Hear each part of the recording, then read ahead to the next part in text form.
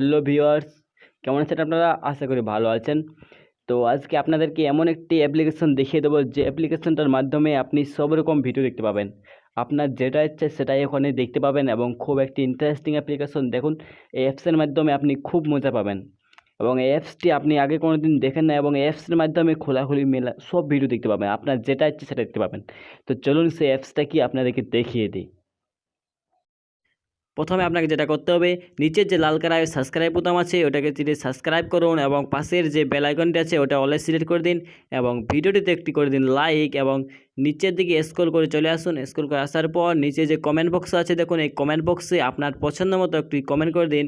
Good বা nice NICE লিখে একটি কমেন্ট করে দিন আপনার পছন্দ মতো।